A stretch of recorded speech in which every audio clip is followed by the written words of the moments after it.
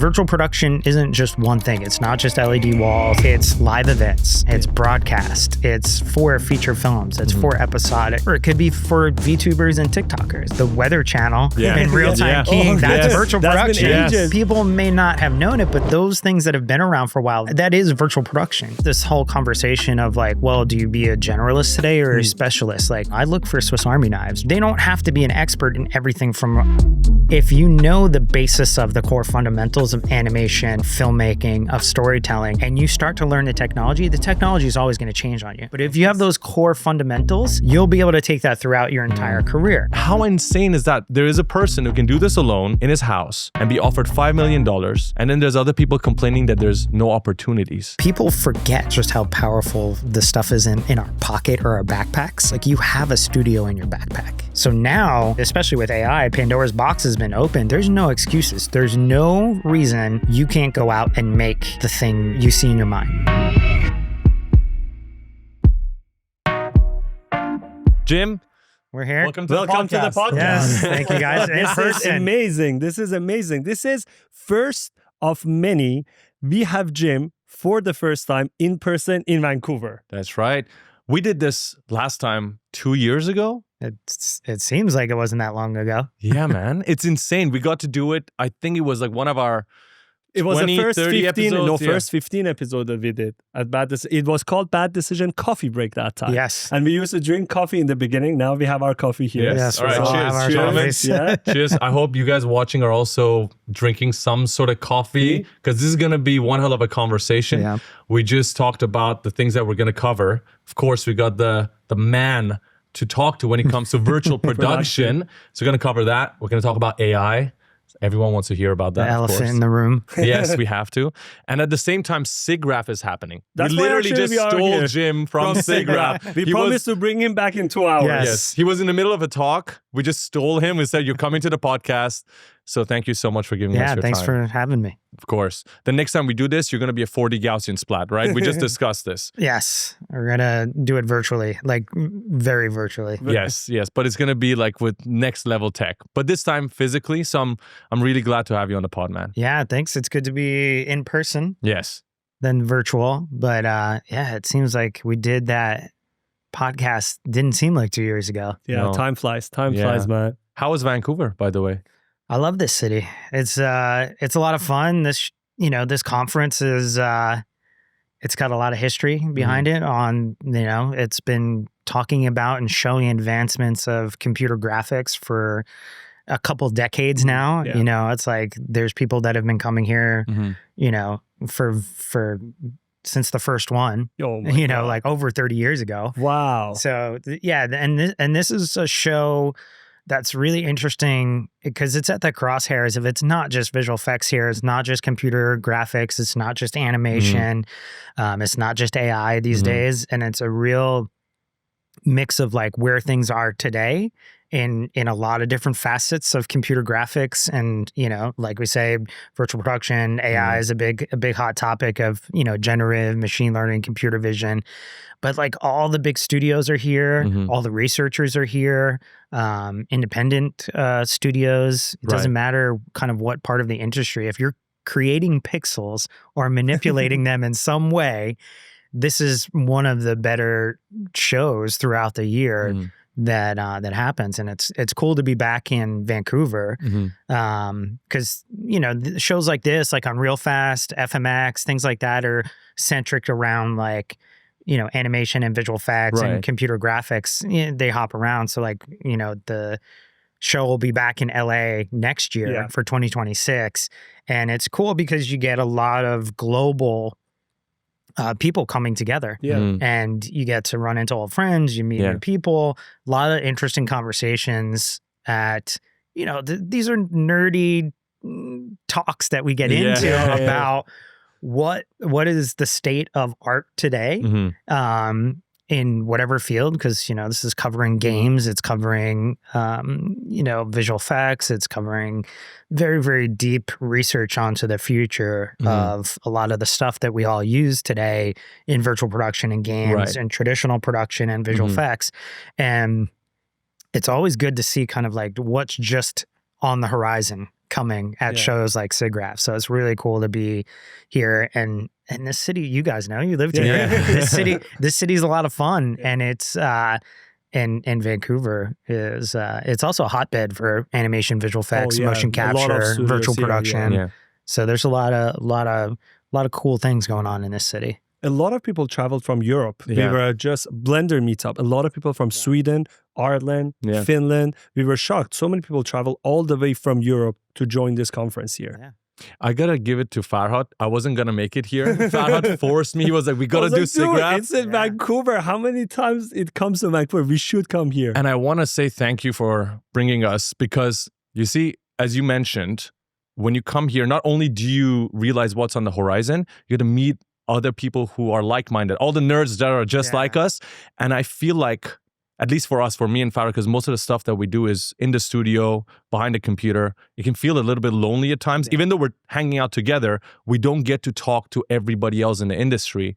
So what I want to recommend to everyone watching and listening, if they've never been to anything like SIGGRAPH or Unreal Fest, go to the events. If you get the chance, fucking do it.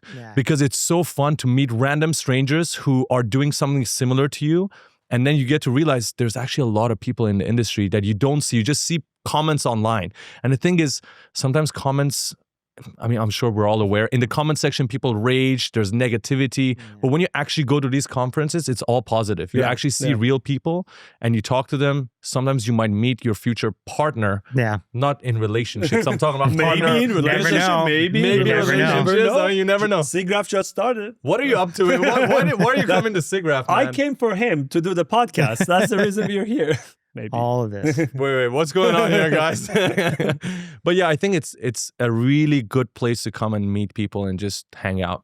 Yeah, and you guys saw it today at the Blender meetup. There's meetups that are just community driven and, open source like Blender is, and like some other tools out there bring together, like you'll run into really deep tech engineers, you'll run into animators, you'll run into CEOs of studios, and a lot of it is all passion driven. Like obviously a lot of people are in the business, but at the end of the day, you get to see a lot of like-minded people and the connections. I mean, that's the whole thing that's fun about filmmaking and all this stuff, is like collaborating and connecting people. It's like, we didn't meet in person until today, even though we've been talking for the past couple of years. And then you kind of never know where stuff can go. It's like you wind up working together. You could hire that person. You could get hired by that person. You could just collaborate on that, or a support call. And you'd be like, hey, I'm stuck with this metahuman problem. What do I do? So and that's what you're getting to, is like building your network of community. That's the biggest thing, because as you grow in your career, you're the sum of your Rolodex, your connection. So like when you're looking for the person to help fill out a team for a project, or when you're looking for support, or you're just looking to bounce ideas off of people, you're always kind of looking into your friends and, your wider area connection to, because nobody knows everything. Of course. So it's like, who do you reach out to? Yeah, I have the perfect example of that. So when we were working on the Ultimate Unreal Engine course, we were looking for character designers because we were making the samurais. And we ended up working with really talented artists. But just now at the convention, we randomly started talking to people, and then we got each other's Instagram. I saw some incredible character artists. For the next project, I know exactly who to call. So if you're online, if you DM that person, they may never see it. It might. And now you met in person. It's very different. Exactly. So now if I need characters, I know exactly who to call. If I need animators, I know exactly who to call. So the connections that you build is incredible. It's valuable. Think it's so important to network and also get each other's social media, because sometimes, for example, your X, I love it because you always post updates, the new things that are coming out, the new things that you find out. When I'm looking at X, when you are posting something, I know that, for example, a new AI model is out, or a new technology is out, or a new update is out. If you are not following the right person, you might not even get the right information. You miss out. Yeah. There's a lot of information flowing these days. So it's like, even for me, it's hard to be on top of everything, especially with all the new tech that's been coming out and updates, even Unreal Engine updates or Nuke updates or Blender updates.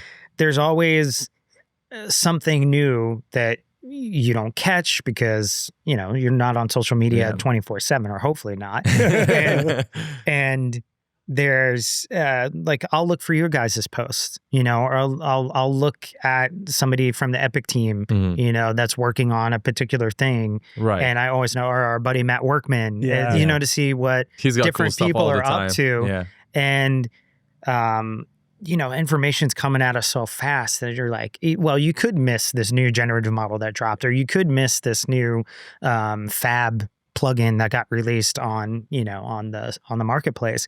So having that to kind of know where things are, or like going out to like 80 level or any of those industry sites where you're just like, their job is just to get updates and find cool stuff.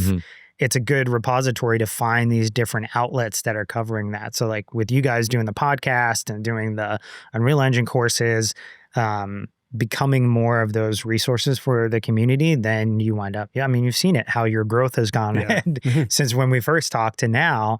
And then you guys putting out the courses, it's, it becomes a place where people go to find you out, and you never know, you wind up getting work that way, or you just wind up meeting new people that way. So it's really cool to kind of build that type of community. Learning 3D, VFX, and animation should not take you years. That's exactly why we designed the Ultimate Unreal Engine program, which is our best work yet. This is our masterpiece, which is gonna take you step by step from beginner to pro in Unreal Engine in just 14 days. And by the end of it, you'll get to create a beautiful cinematic short film just like this. We'll take you step by step through pre-production, planning out your scenes, to setting up your environments using photorealistic assets really quickly. We will teach you modeling, texturing, and animation. We'll even teach you how to use metahumans to create beautiful digital characters that look real. We will teach you AI workflows to speed up your process. We'll teach you how to set up your lights so that your scenes look cinematic. We'll teach you how to use cameras inside Unreal Engine to set up beautiful shots,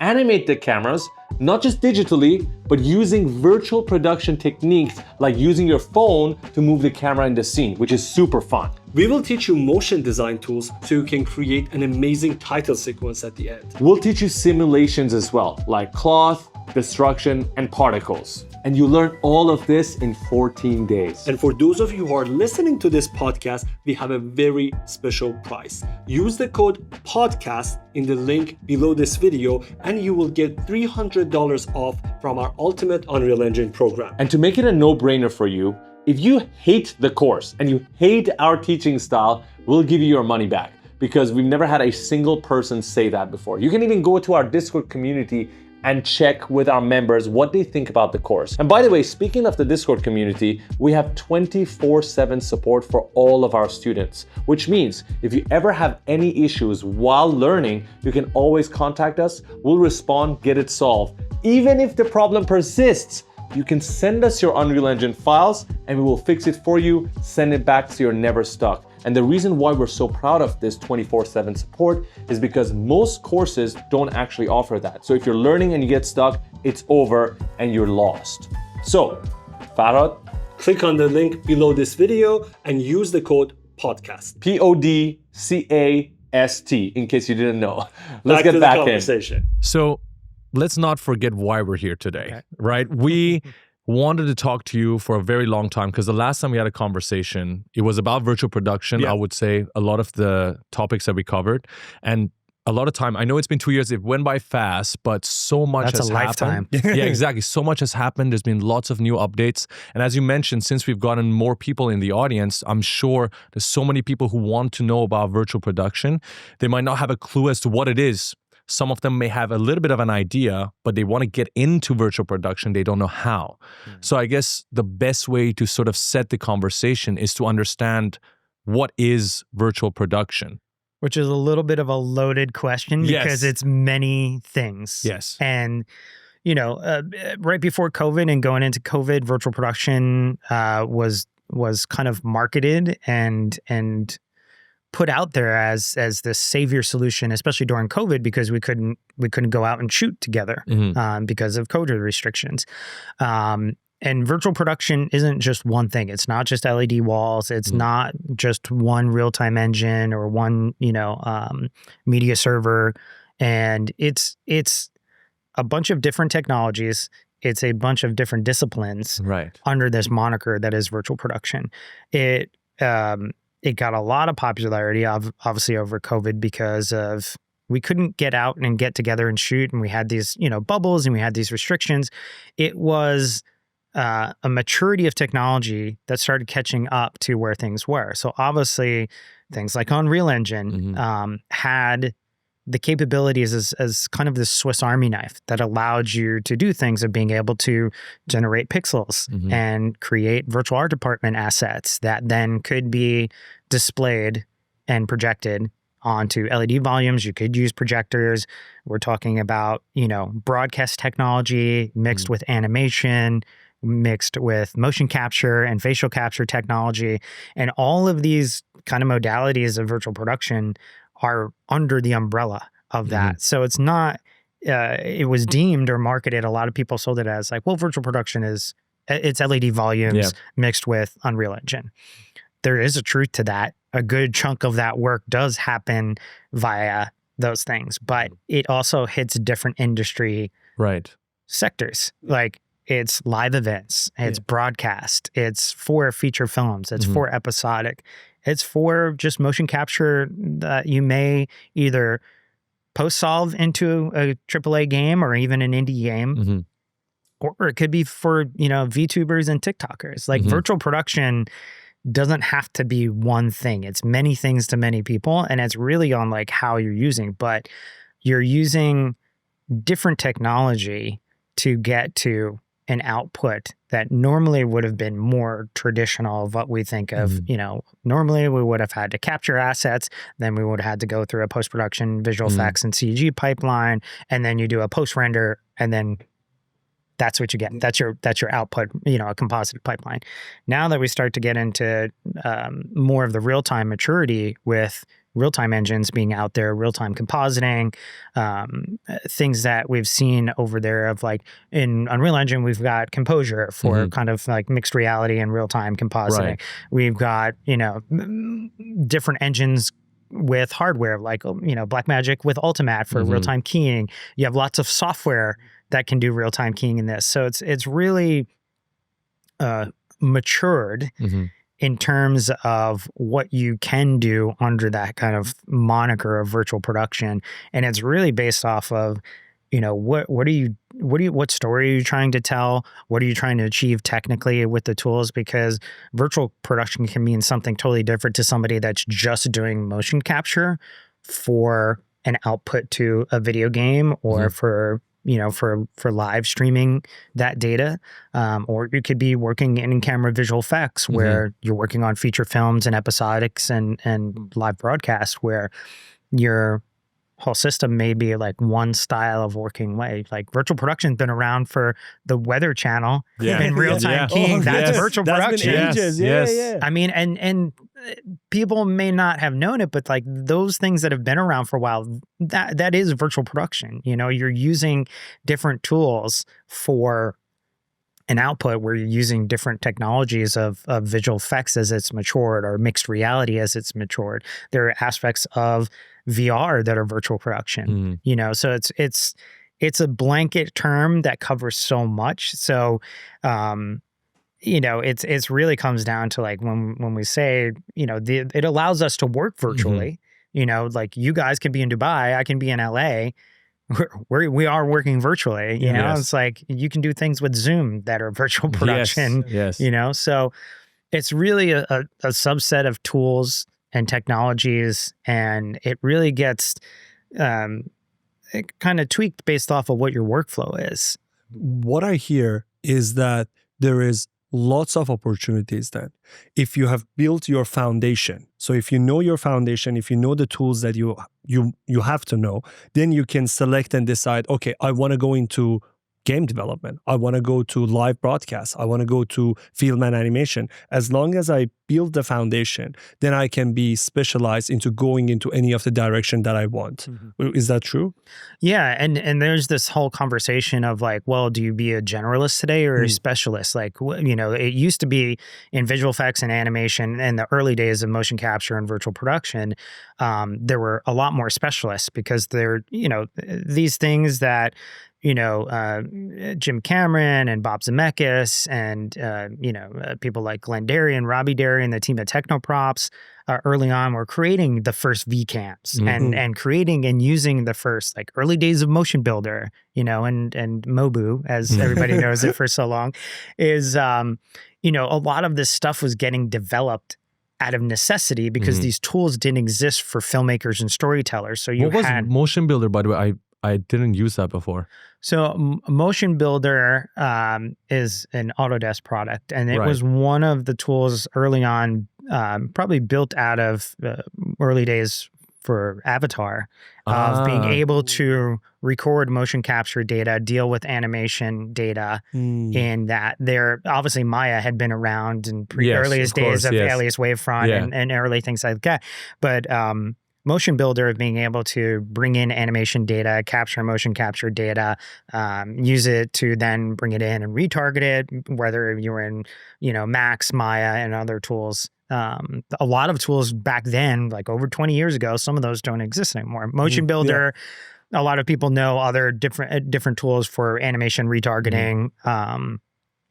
There's obviously a lot of custom tools at different studios too that get specialized for that. But in terms of, what we were saying about, the basis of like starting off of like generalist and specialist is, a lot of people today that do get hired, or who I look for to hire out for different teams and different projects, is like, I look for Swiss Army knives, just like the tools are Swiss Army knives, looking for people that have a diversity. They don't have to be an expert in everything from Unreal Engine to Motion Builder to knowing how to work with motion control and LED volumes.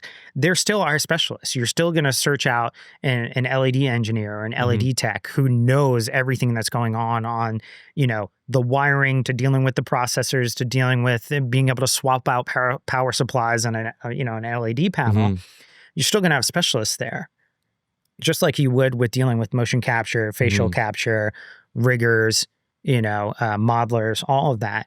But if you have a good breadth of the basics, you know a little bit about photography and cinematography for shot composition. It's like, if you know the basis of the core fundamentals of animation, of filmmaking, of storytelling, and you start to learn the technology is always going to change on you. But if you have those core fundamentals, you'll be able to take that throughout your entire career.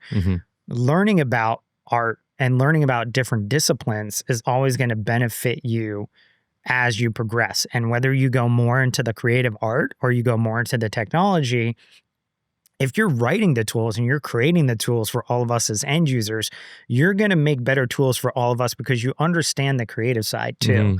And sometimes there's been a gap in that, where you've had developers or engineers that haven't been on set before, haven't actually maybe used the tool in production. And it's great to have companies who are developing the tools come on set with us, or come see how we're using, MetaHuman Animator and how we're using, Blender and Maya and Touch Designer and all these different things out there. Because at the end of the day, the frustrations that we go through are either a gap in knowledge of how to do something A to B in one tool or the other, or that hasn't been solved yet. And either you're going to solve it, somebody's out there, writing a blueprint class right now to put out on Fab to go, hey, well, retargeting used to be much harder than it was, and in any animation package, doesn't matter if it's Unreal or Maya or Blender or Max, or pick your flavor of DCC. But if you can take those core fundamentals, of whichever style of the industry you're working on, especially in the creative field, like, you can take that. So it doesn't matter if you're creating graphics, real-time graphics for Tomorrowland, or you're doing something for Deadmau5, or, like, you can replace the tool. They get replaced and sometimes they go away. So, the big thing I tell a lot of people who are asking about like either pivoting in their career or starting out is like, don't get married to any one tool, because it'll get changed. Like, you married to the process of like storytelling and filmmaking and the basis of that. But like, don't get married to one specific tool, because either that tool goes away, it changes, you're going to learn something else, So just be prepared for change. Like it will happen. If you're enjoying this conversation, we just wanted to remind you that we come back to you every single Tuesday with another episode of the Bad Decisions podcast. It will be available on YouTube, Spotify, and Apple Podcasts. Now back to the conversation. 100%. I feel like that's one of the things that we talk about in the podcast as well. You always say that, actually. We use Unreal Engine mostly because we believe at this moment in time, in 2025, it is, in our opinion, one of the most versatile softwares because of the amount of outputs you can have. Anywhere we travel to, we see Unreal Engine artists doing crazy things, right? We talk about game devs. We have Tomorrowland visuals being done with Unreal Engine. We've got people in the automotive industry using Unreal Engine. Real estate using Unreal Engine. But that could change, right? Maybe 3 years from now, it's a different software. And as you mentioned, if you got your fundamentals down, if you know lighting, if you know composition, camera work, when you transfer that even into AI filmmaking, let's say in 3 years' time, you're making films with runway ML, because that is what everyone is doing. If you know how to set up your compositions, you can tell the AI how to do it right. So as you mentioned, I think if you have your fundamentals down, that is the most important thing. But I want to ask you something about what you said you look for in people when you guys are hiring. Yes, the generalist specialist, that's something we should cover, especially when it comes to AI. I'm going to get to that. But what are the things that you're actually looking for when you guys are hiring, when yourself or other people in your team are hiring? Imagine Faraz is submitting a job application. I'm looking for a job right now. What should I have in my tool bag to get you guys' attention? Guess what? The first thing is not technical at all. I will look at like your people skills, your soft skills, how you communicate within a team, how you play within a team, you know. How do you know that in an interview before the guys even part it's a little bit of, a lot of getting to know people from like a dry hire, meaning like somebody just submits a resume or a reel or anything like that. Usually it's, like I said, back to your network. I find out about other artists. Either I, see work on social media, I get to work with them in a certain way. It could be from like you guys being like, hey, I found this artist, they're really good at this, and it's word of mouth. And that's another thing about putting yourself out there is like, you come across these people, and like I've gotten hired from putting work out on social media and over my career too. And so like putting yourself out there, but like having those communication, those soft skills is a really big part. It's like a lot of what we do, whether you're on working on AAA games, you're working on feature films, episodic, even from an indie level and an indie studio, like you are made or broken by the team and your support group that you're surrounded with. So that's why I say like technical skills are really great. Artistic skills are really great. If you can't communicate in a team, it's going to be really hard. Like you're either not going to vibe with the team or you're going to have friction with it. So like either you have to learn how to do that, because look, not everybody's going to be, all rosy and cheery. And some people that are really, really talented, they're introverts. Yes. Like they do really well by putting on their headphones and they just lock in. I do the same thing. It's like sometimes you just want to go tunnel vision because, you either have this vision of something you want to execute on, or you just need to disconnect from the hive and go it alone for a little bit. But then you've got to come back into it. It's like you can only get so far by yourself. Sure. And then, your support group of like finding answers to problems you don't know. And even though there's Claude and ChatGPT and all these models out there now that can help you answer it, you still, like, the fun part is, like I said, it's collaborative. It's like getting to meet people in person. It's getting to like find out about the people, because you don't know what that's going to bring, for good or bad, into that project or into that story. And yes, the technical and the creative and the art skills are definitely parts that I look at too. But it's just like, how am I going to vibe with you on a project? And if we don't get along, you could be the best. You can know Unreal Engine backwards and forwards. If you're a dick, I'm not going to want to work with you. So it's really why I say like, that's really important. And if there's a lot of developers, there's a lot of talented artists, there's a lot of musicians, there's a lot of painters, and just in general, they're not outwardly like, they might be really timid, and you never know, you might be able to break that person out of their shell and really help them, or you just don't know. And that's the thing why I say like those skills are really important. It's not just the technical skills. Those skills can be learned. You can learn any application out there, but the communication skills, the foundational skills that you should be learning. It's why a lot of people look at like, well, do I go to school for this, or do I just take a course, or do I just go to like a seminar?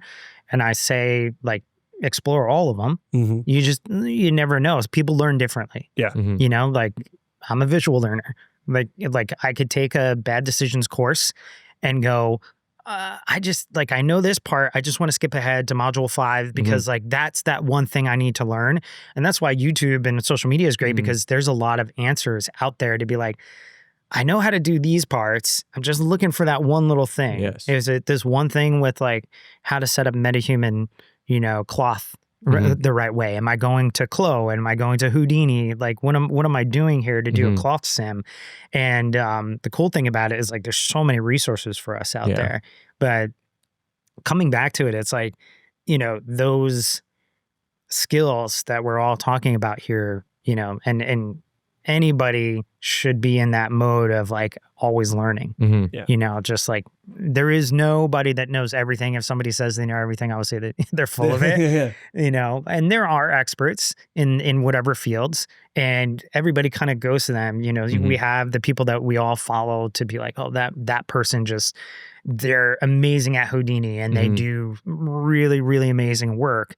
How are they doing it? Because it was always that thing of like, you saw this amazing shot on YouTube on a film or whatever, and it was always like, well, what camera did you use? And it's like, well, that wasn't the answer. Just because you get access to a Red camera or an FX3 or, a Panavision system, it doesn't mean you're going to be a Roger Deakins or you're not going to get the shot Greg just because you have the Fraser. camera. Yeah. And that's the other thing too, is like, so many of the tools that we're talking about are very accessible today. Like previously, they were behind a paywall, or they were custom tools that you only got access to if you worked at a studio. So now, especially with AI, Pandora's box has been opened of like, there's no excuses. There's no reason you can't go out and make the thing that you see in your mind. Absolutely. And like you were saying is like, yeah, well, okay, there's a lot of favoritism here to Unreal Engine for obvious reasons. Like, is it perfect? No, there is no DCC. There is no application that is 100% perfect. There are definitely ones that are, like we say, Swiss Army knives that allow you to do a lot of different things. You can do cinematics, you can do motion capture, you can do games, you can do feature films. And there's maybe other tools out there that get to it, but they may not be real time. And that's a lot of things we're talking about here is like the advancements in real time for cinematics, for feature films, for virtual production, or like maybe you just want to make short form TikTok videos, but you don't want to put yourself out there.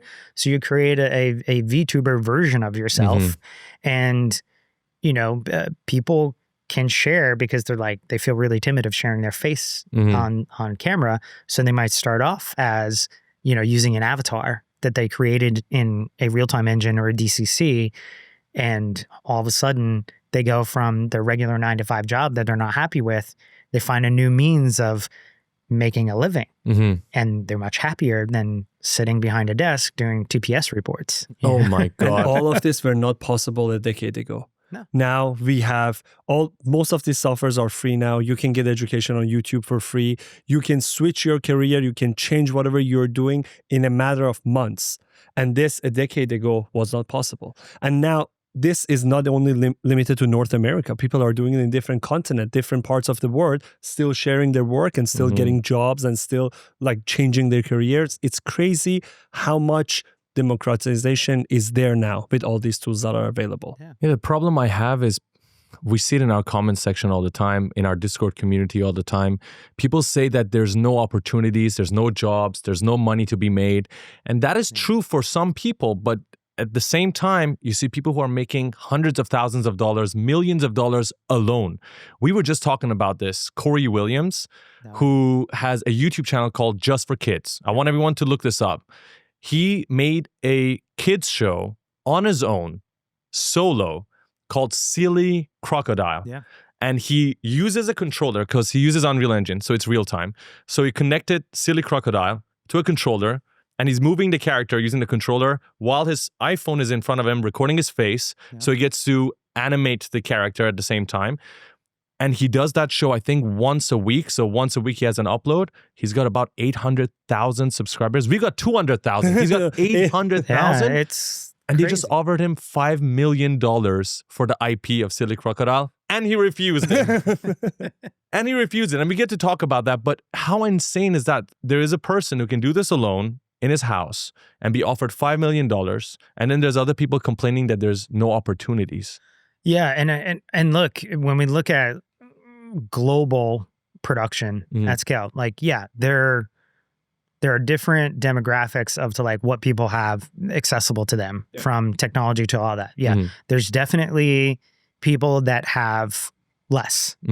And that, you know, even... Are you talking money-wise or...? Just accessibility to things. Yeah. And it could be because of a monetary thing. It could be for that. But I think if you're passionate enough and you have the drive, you won't take no for an answer. I like that. You'll find a way to get to that thing. And we've seen a lot of success stories of it. And it's like, you know, look, this being an artist, creating technology, whatever, it's not for everyone, and it is hard work. Like if you want to work on feature films, or you want to make your own game, or you want to put out things like what Corey does with Silly Crocodile, it's like you can see how passionate Corey is when he puts his vlogs up. Yeah. And the other Corey Strasberger, who does Blue, like another great example of somebody.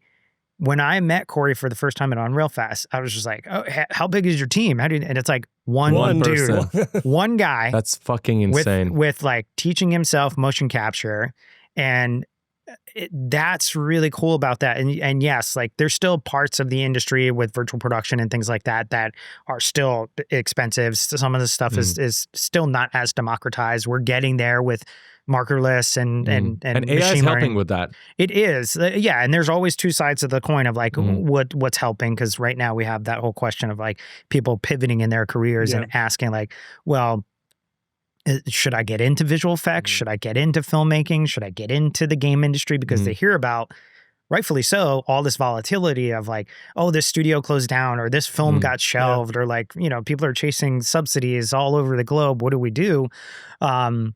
But it does leave options open to figure it out. Like, you know, this is arguably the most powerful computer and camera in the world. Yes. What you could do with this, even from a virtual production standpoint, is like, and you guys we've all talked about this, an iPhone or an iPad hooked up to even a game-ready PC or a game-ready laptop, you have your virtual production studio. Yeah, you have the VCam. Let's talk about it. You can use your iPhone to scan any environment, put it in Unreal Engine. You can use it to animate the face of any fucking character, because MetaHuman Creator now native inside Unreal Engine. You can bring in any character. It was so freaking difficult when we did our first tutorial, but now it's so simple. You can get dinosaurs in there. You can get zombies in there. You can animate the face in a few seconds. Actually, you don't even need that. You can use your voice now to animate the face. You can connect, like I said, with Corey, a controller, and control the character. There's so much you can do. You can use it as a virtual camera, handheld camera inside your scene, do whatever you want. Yeah, VCam. Yeah. It's tons. And that's what's cool about the kind of technology side is like giving yourself enough room to like experiment and explore. And I know, like, if that's not your day-to-day job, and, you know, I feel very privileged that I get to play with a lot of tech and problem solve for a lot of different things. But at the end of the day too, it's, you know, I'm giving myself time to kind of look at what the next pieces of technology, and sometimes they're not in Hollywood at all. They're not in broadcast or that. It could be technology that is, you know, more sports science related, or it might be from construction and AEC to be like, well, those guys and gals have been using LiDAR and site scanning tools for forever. For the longest we time. use those tools. Cross-industry technology. That's a big thing too, is like, look outside your swim lane. and you know, pay attention. We have so many tools to find things that are outside our, you know, our peripheral vision in terms of like usability of technology. It's like, you know, it's like an artist. If they only stay in their town and they look around painting the same things, like they're going to just keep generating the same things. But like the artist that travels and takes in a lot more of it too is going to, you know, you're going to have a lot more color to your output. You're going to have a lot of different scenes. It's the same thing of like, you know, all of this technology that gets thrown at us day in, day out. It's hard to stay on top of, but it's like, you know, really, what do you want to do with this stuff? Like, what type of storyteller do you want to be? You're either going to be a storyteller to sell something to someone, or you're going to build a world and sell the idea of like, come explore this world. And the mediums change. Like, and you guys know this, going to a lot of different immersive experiences or events or things like that. You've got things like Cosm and the Sphere, and you've got the pop-ups that happen at like all the festivals, right? You know, Tomorrowland, all that. They're all using these bits and pieces of technology from virtual production and mixed reality and scanning. And obviously the target is like all of this stuff is as real time as possible. Yes. Nobody wants to sit around and wait for a render anymore. No, not anymore. Get the email. We're becoming impatient day by day. Well, yeah, that's the whole economy of having things instantaneous to us. Is like it creates the like, I want it faster. Yes. You know? I mean, right now, if you have any questions about anything, you ask ChatGPT 5, you get it in a millisecond. You're not going to wait for a render for 3 days. You know what I mean? And you're scrolling on TikTok and Instagram, and you're getting fed videos every millisecond as well. That's why waiting for renders is becoming increasingly more challenging. Hence why I see the interest, why people are using either Unreal Engine or Blender's Eevee now is getting a lot better as well. So people are moving into real time a lot more. There's still a gap in some areas of this for real time tools on fidelity. Yeah. Right. Where you still may go to, you know, RenderMan, you may go to, you know, Vantage. Like path tracing engines. Yeah. More? Yeah. And it's really like what your target is. Like, are you going more photoreal than you are stylistic? You know, there's this too is also speeding up because of machine learning, computer vision, and generative. Is like we're starting to see some of this come into the renderers, both real-time renderers and post renderers. So, you know, just utility things of like upscaling, getting faster, of like, you know, most of our target stuff is like people aren't putting 4K renders on mobile destined stuff. YouTube, though, is like your target is like you want to be able to put out at minimum base like UHD 4K outputs because of quality, because where are most people besides mobile watching? They're watching through their Apple TV on that. And I think it was just like last week where YouTube surpassed, you know, some of the streamers and some of the foundational, you know, outlets in terms of that. And it's like, where are you watching your content versus where are you watching? Like film is still different. And there is a difference between content and film. Yes. 100%. There is a curation and there's a different process to what content is and how that is consumed and what kind of film and cinema is. And there's still a tier and a higher level to what that is. It doesn't negate all the up and coming YouTubers that are now creating their own production companies, which are then getting film deals. And we look at like Mr. Beast, perfect example, like what Jimmy and that team is doing in their little, you know, factory out there of like, you know, getting Beast games on Amazon.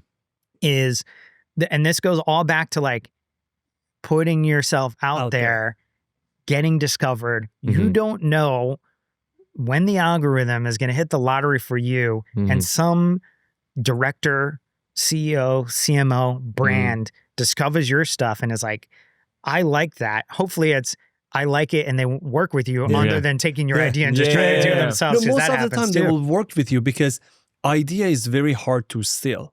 So if you are telling a story, it's engraved in your DNA. So people want Mr. Beast to run that show, to run that competition. People want that specific creator to go and create that show for them. And I think big companies will also support that as long as you said, you put yourself out there. And it doesn't matter where you put yourself. If your channel is LinkedIn, if your channel is X, if your channel is Instagram.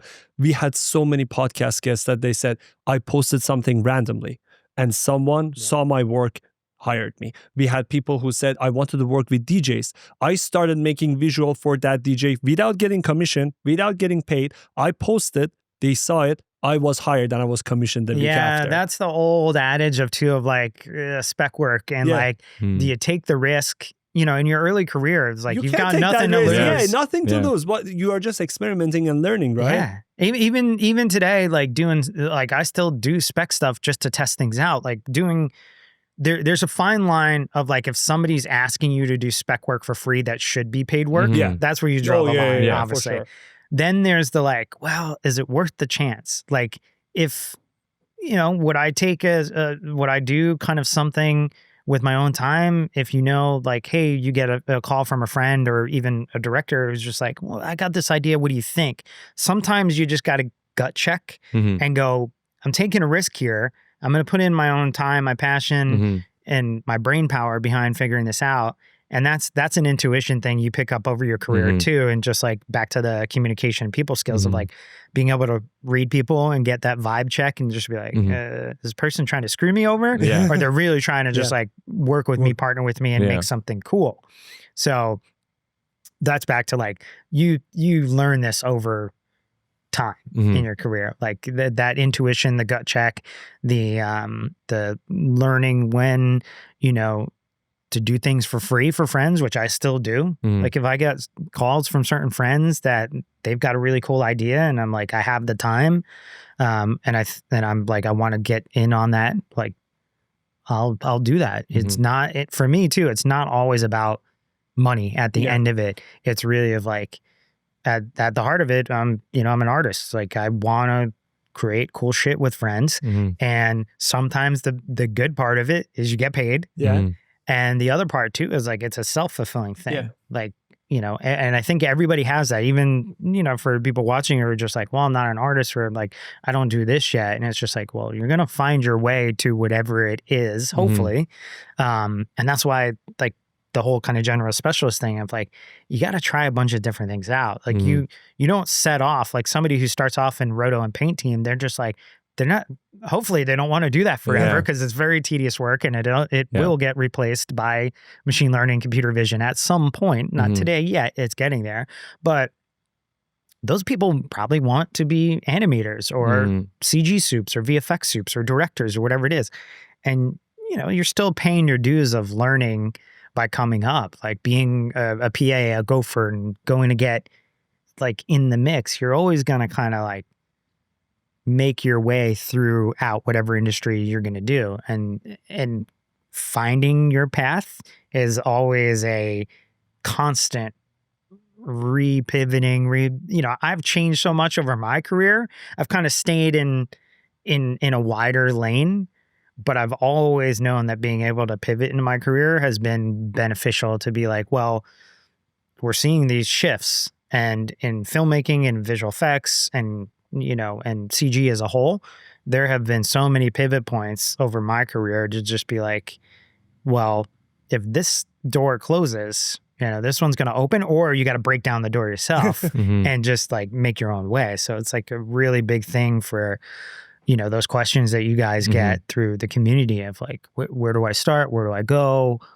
It's a big thing too with obviously, AI and where do creators, where do filmmakers go if the promise of these tools that, is a bit of a hype mixed with, practical application of where that leaves. And it doesn't matter in the creative field. You're talking about any type of job being impacted by technology shifts. So it's not just Hollywood, it's not just games, it's not just music videos or brand advertising or whatever it is. Globally, we're at a very big pivot point in this shifting technology. We haven't seen this ever, and we haven't seen it in a long time in something that really changed all of us globally. So we go back to like being educated, understanding what's out there from these different things, because, you know, how even from today, like a student today who's just trying to learn about math, like asking ChatGPT or Claude or anything like that. It's the same thing, right? It's the same thing with VFX and CG. Any industry is now getting this big hit from, okay, what do I do if all of these things are getting automated? It's in every single industry now. Yeah, there's a lot of fear mongering, especially in visual effects. People do have a right to be questioning or worried about that in certain types of roles. And that's why I say, like, you know, playing with these tools, understanding what they can and can't do is really good. Obviously, there's a cost to using these tools too. So is that viable? You know, like a lot of AI a polished demo gets put out by AI company or, you know, generative company of choice. And they look really good. They're really alluring to a lot of people to be like, well, I don't have those skills. And if I prompt this, you know, or I converse with this AI, it'll just give me this output. There's a good and bad to that. It's like, yeah, you get speed and scale, but what are you giving up of that? Well, you're not really learning anything. You're not learning the process. You're not learning good, bad. Artists struggle. And out of that struggle, a lot of times, the happy accidents happen. Like, you know, you get a location gets shut down, you know, an actor gets sick. What do? You got to think on the fly. You know, you're not always going to be prompting like, hey, ChatGPT, my location just got, you know, screwed. What do I do now? You still have to use your brain power for a lot of this stuff. So it's good to really be educated as what's out there. You know, obviously tools like this coming into, you know, our programs, our real-time engines, our DCCs, our cameras, like these are amazing advancements that do allow us to, you know, an artist with a vision and a basis of skill set and understanding of what story structure is and composition and photography and cinematography and lighting. Those artists that learn these new tools or these new platforms, those artists are going to get hired than other people that are just like totally against it. I'm not touching it.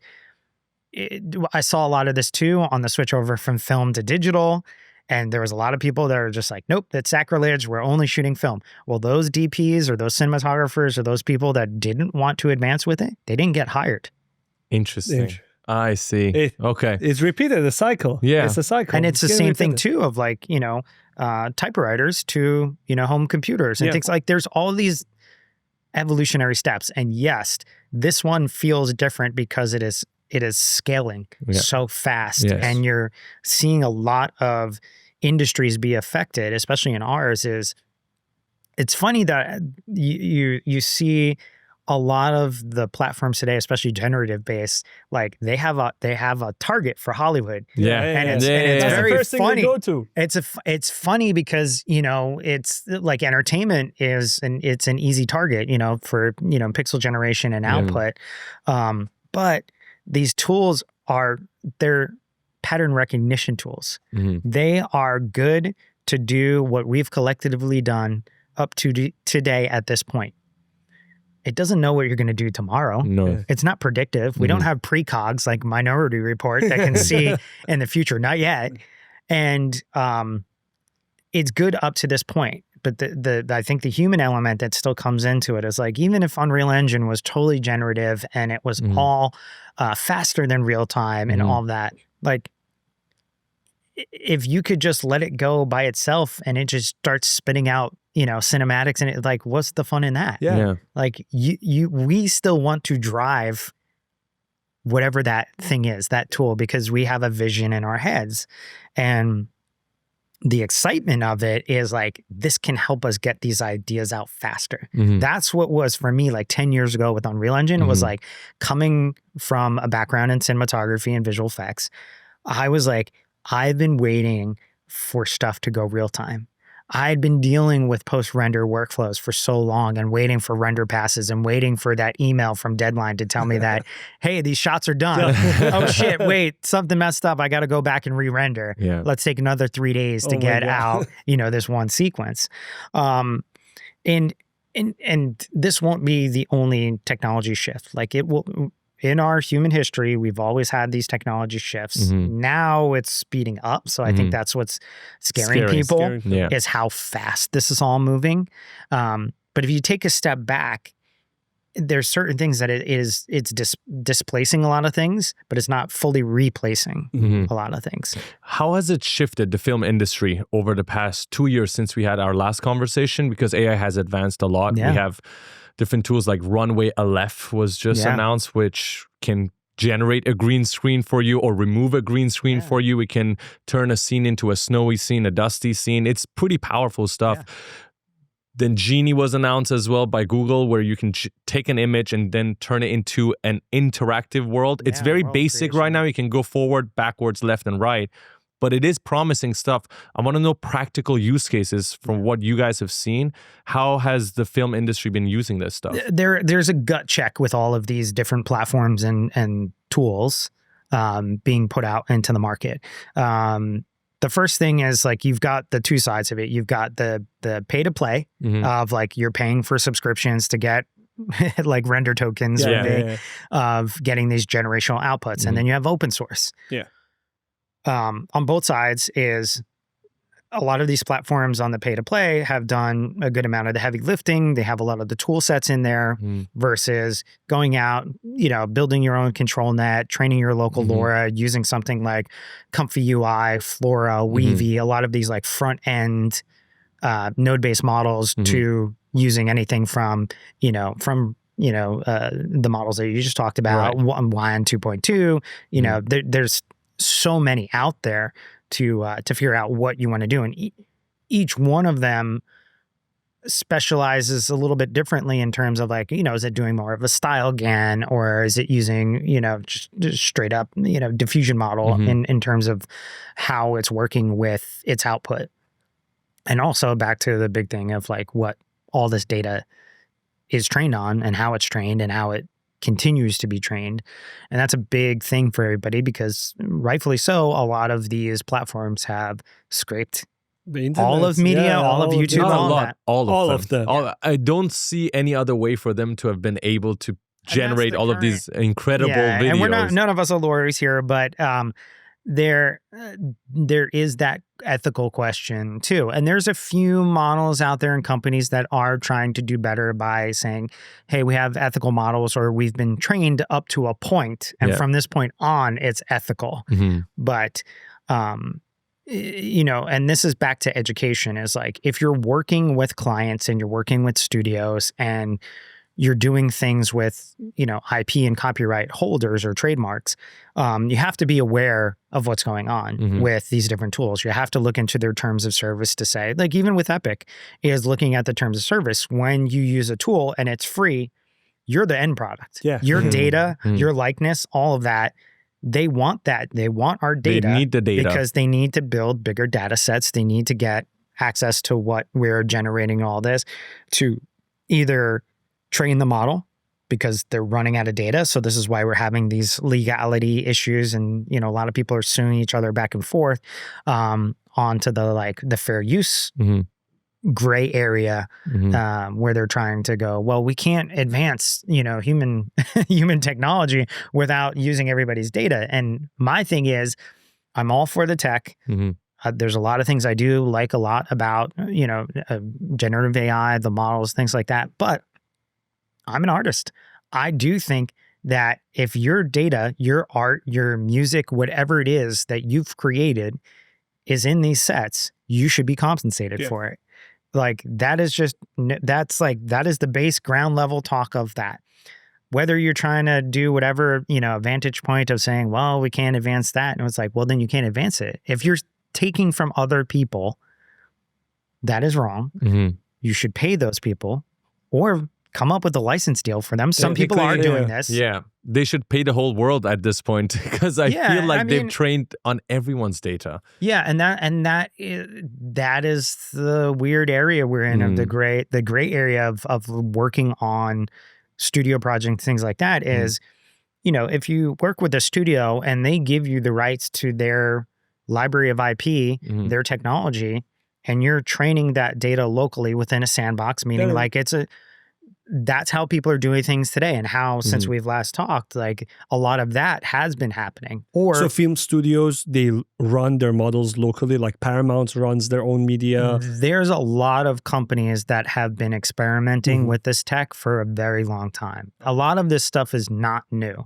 If you look at the papers at SIGGRAPH and you go back 10 years, you look at things from Disney Research out of Zurich, like generative and machine learning, computer vision, and a lot of other modalities, because like virtual production, AI is a blanket term. And it's like, what are we talking about here? Or like AI, you talk about robotics, like a lot of this technology is not actually artificial intelligence. It is not intelligent. It is pattern recognition. So there's back to this thing of like how people were confused of like, well, is virtual production this one thing or whatever it is? It's like, well, let's talk about what your project is, what your technology is, and what you're trying to get out of it. And it's sometimes it's a lot of different modalities brought together. And it could be diffusion models mixed with, other parts of machine learning models and or hardware via computer vision. A lot of the stuff that we see in autonomous cars, when you take a Waymo, like that is a hodgepodge of AI at work.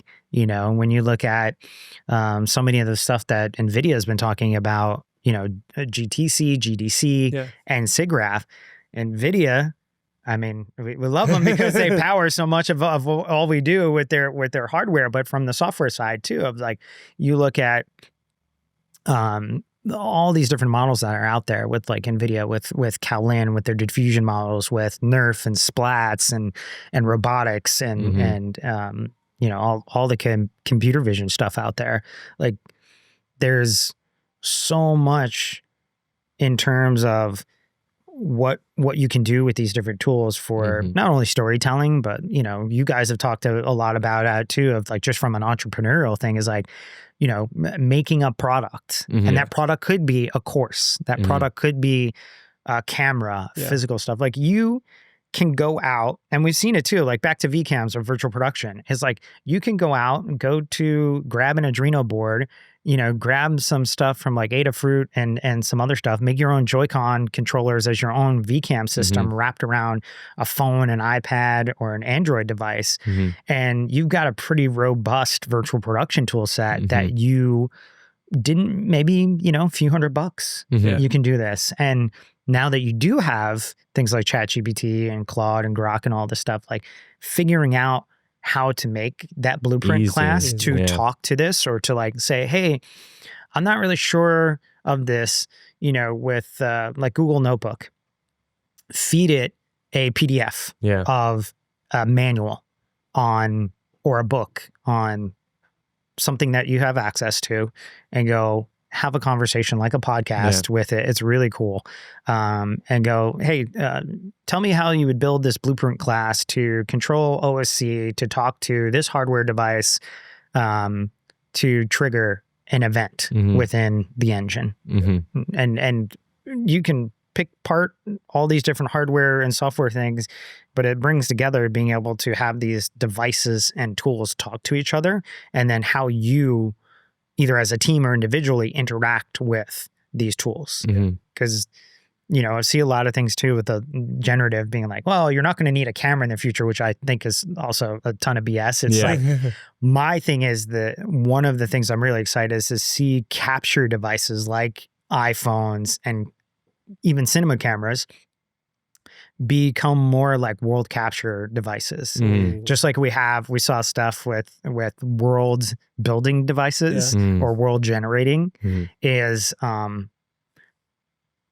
there's something still visceral about going out there with a camera and shooting. Like I still shoot film. There's a lot of people that still shoot film, whether it's still or it's motion. Just because digital came along, yes, it it went down in its usage because it's expensive to shoot film and it's expensive to process it, and it's not the greatest environmentally sound thing. So we advanced that, and we, thank you Kodak for for coming out with the first, digital camera. But looking at still going out with a camera, whatever it is, whether it be, Panavision system or Red system, all the way down to FX3 or your phone, like, people forget just how powerful the stuff is in our pocket or our backpacks as like you have a studio in your backpack. That's crazy to think that somebody, even 5 years ago, to say between an iPhone and a laptop and a little bit of know-how, what you can put out there. And then you have the biggest megaphone through social media ever. And even if you have 2 followers today or no followers, doesn't matter. If you stay consistent, look at how you guys have built the community over, since did you ever think, like, when you guys started the coffee podcast, that you'd be like, hovering around, 200,000 followers on one particular platform, and like being consistent with the stuff. So like setting the time aside to learn what a tool like Unreal Engine can do for you, and just experimenting with different things. And like, you may find out that, like, hey, you either really don't like this part of creating things, but you may run into like 5 people that are really good at it. They're faster than you at it, and that's great. Maybe you want to be more of the cinematographer or director or animation director, or you want to be the composer that's just doing all the scores to all this stuff. I mean, people sleep on scores in video games. Look at Death Stranding. Like, the soundtrack's just on par with how good that game is. Or I should say Death Stranding 2. We're up to 2. Most people haven't even finished 1 yet, but yeah. Shout out to that amazing team over there at Kojima. I think one of the things that is really prominent in my head when it comes to the discussion of AI and where it's all going, in my opinion, I feel like being a generalist is far more important these days than being a specialist, because if you are, let's say, only focused on 3D modeling and only 3D modeling, and you're not willing to go and learn a little bit of texturing, learn a bit of animation, some lighting, composition, and then figure out what you want to build with what you know, AI is slowly coming in and mastering each and every one of these disciplines. So right now, if I compare this to 2-3 years ago when I first came to SIGGRAPH, I remember clearly, I went to a talk by Tim Miller, guy behind Blur Studio. Yes, Love, Death, Robots. And he literally talked about Midjourney. And that was the first time I heard about it. I was like, what the fuck is Midjourney? And that time was Discord prompt. Yeah, on Discord. There was no interface. There was nothing else. A couple of years ago, probably like version 2, version 3. Yes. We had no video generation. None of these were there. A lot of people didn't even know about image generation. I didn't know about it at the time, and we were making MetaHuman tutorials. I remember I went back home, I checked out Midjourney, and the first time I generated an image, it was the most beautiful moment, because I couldn't believe my eyes that I could write a prompt and then an image was generated. Fast forward to today, we have image to 3D models that are pretty damn good. We've tested them. It's insane. And they're now adding quad retopology to it with AI.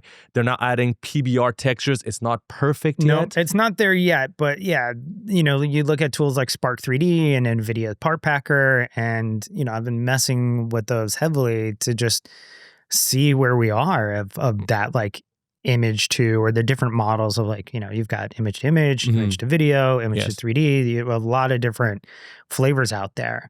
But it's always, it's always like the gut check of like, all right, is it good enough yet? And like every time you come back to it or a new model update happens, something like that, you're like, oh, wow. Like, it got better. Okay, maybe a little bit of work, a little bit of retopo, getting it in the hands of a seasoned artist, and even from like character generation. You'd probably still hand that off to a rigger or to a seasoned artist to be like, or you get the nuances of learning in that. And that's the other side of it too, is like a lot of these models don't have like the exact finite controls that we need for tweening and animation. Right. Some of this stuff is getting there. We're seeing papers talk about that. And yeah, we saw the stuff from, our buddies at formerly Wonder Dynamics. Yeah, Flow Studio now. Yeah, Flow Studio. And Move AI and markerless mocap stuff with like Capture and Move in 3D and lots of things out there, from and they hit the sliding scale of costs too. Some of this stuff, is still either expensive behind a paywall that you have to subscribe to monthly, yearly, whatever it is. Like, getting access to Veo 3, it's still pricey. Some of these things add up pretty quick, and you go, well, would it have been faster just with like a team of seasoned artists? And sometimes that is the answer, because the pain points of the gaps that are still there in these diffusion models and these certain platforms still show that we're still at a very early stage of this stuff. Absolutely. And like you said, we are seeing these different things come out, and you're like, the big thing is pay attention to this. Yeah. No, experimenting. This is the thing. Yes. So for me, I understand at this moment in time, it's not there yet, but I will swear, and we will come back to another podcast. There will come a time where they are at a certain point where any artist can just pick them up and use them in a professional work, and no one will be able to tell the difference if it was done by a human artist or an AI artist. I think it will get there, which is why I want to get to my next point and say, although this is scary, this is what I would recommend to people, because this is the approach I will take myself. I feel like if you're just going to stay in a 3D modeling lane or a 3D texturing lane, this is where it could be a little bit scary, because those specific parts of the workflow could be, at a certain point in time, not replaced by AI, but automated, which means most companies might look into that if it's cheaper, faster. However, if you're someone like Corey Williams, where you're not focusing on a specific part, you're actually coming up with ideas. I'm going to make a show. It's not about the 3D model. It's not about the 3D texture. It's not about the animation. It's about the vision. It's about the vision. Yeah, it's the story and the vision. Entertaining people here. No AI can replace Corey, because people want to go to YouTube to watch Silly Crocodile by Corey. And for me, it's going to be very hard to replace him, because unless the AI is going to do exactly what he does, again, people are watching that for a specific reason. It's the story that he's telling. It's still the magic of like you said, with Tim and the team at Blur, and the teams at Sony and Pixar and Framestore and all, and ILM and all these amazing people to there. Like, a lot of them have a good core understanding of storytelling. Yes. They have a good core understanding of the basis of what these technologies can and can't do. If you happen to be lucky to work at these studios, the big studios have R&D departments. They have been working in research and development and kind of testing these things out on different productions. I mean, you look at the breakdowns for the multiple seasons of what they did for Love, Death, and Robots with animation, and Tim and the team. Obviously, Tim's very vocal of their introduction of using Unreal Engine more and more, which something that may have been a Maya, Max, or a different type of traditional workflow. And it's not to say that, there's like, oh, don't use Maya anymore, don't use a particular tool anymore. It's always going to be in that evolution of that. And to your point of having that kind of generalist idea or the specialty, those were because at that time, technology was in that place that made us have to rig a certain way, or have to, go into ZBrush, or have to go into, Meshi, or any of these other tools that are out there.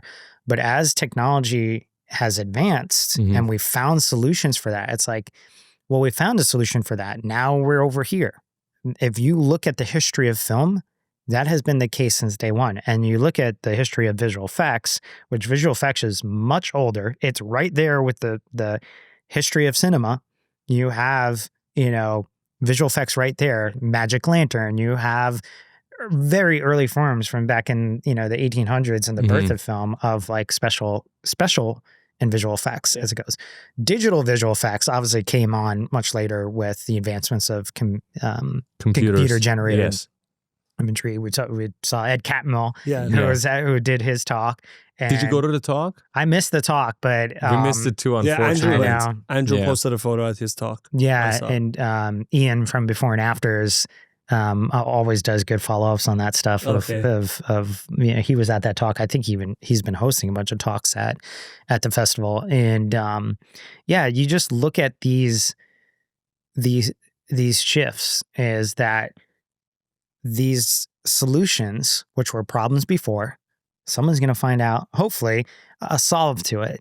And if you look at the history of our tools from editorial, post-production, visual effects, animation, even just from photo manipulating, Photoshop, Lightroom, all the open source Changed stuff. so much. It's amazing what you can do today. It's just like, I remember having to, the process of even colorizing black and white to color, and like the amount of, channel mixers and layers you would have to do, and sitting there with RGB curves to get things like, now it's instantaneous, and it's like the solves are going to happen, and it is moving forward whether you like it or not. And this isn't to knock any of the people that are concerned about their stuff being stolen and included into these data sets.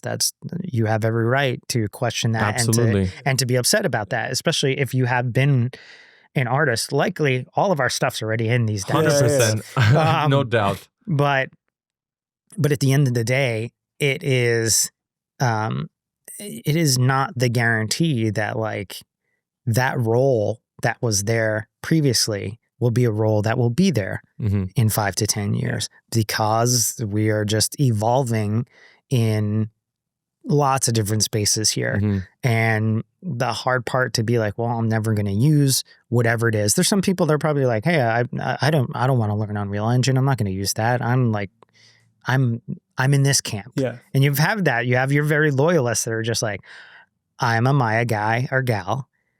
Well, I'm not going to learn this new tool. It's a little bit of muscle memory too, to be like, you are so fast and efficient on a certain tool. Like the first time I started using Unreal Engine, I was like, I remember mine. It's like how you feel on Houdini today. Yeah. And it's just like, whoa, or even Touch Designer or Notch or any of these stuff. So many buttons, so many things to click on. But you can learn that. Like, that's the thing. You can learn that thing. You can be taught it. You can figure it out by a happy accident, see of like, how you're mixing nodes and trying out different things. Like you can figure that out. It's the other side of it that is much harder.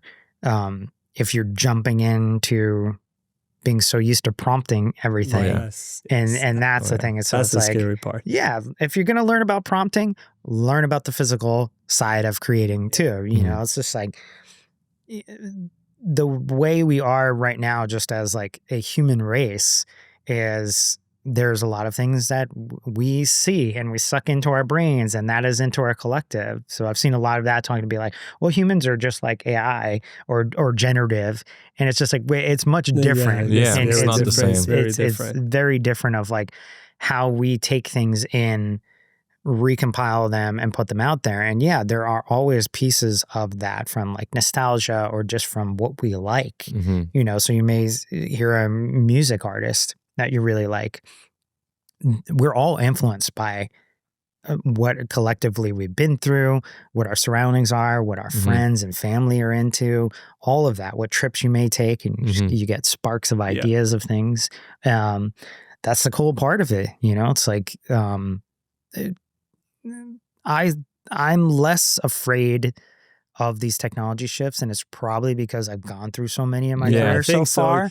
And because so maybe you with them too. You pivoted a lot. Yeah. I think that's why that you're so forward thinking and not so scared of at this stage, because you've been through different stages but with lower speed. Now it's just the same thing with a higher speed. Yeah, and I think that as people progress over whatever career they take, they're gonna go through these ups and downs of what the pain points are, where the solve comes in, and there's not always going to be the quick answer. As fast as AI and generative and machine learning, computer vision are scaling up for us, I think too what we're going to see is a little bit of a reset.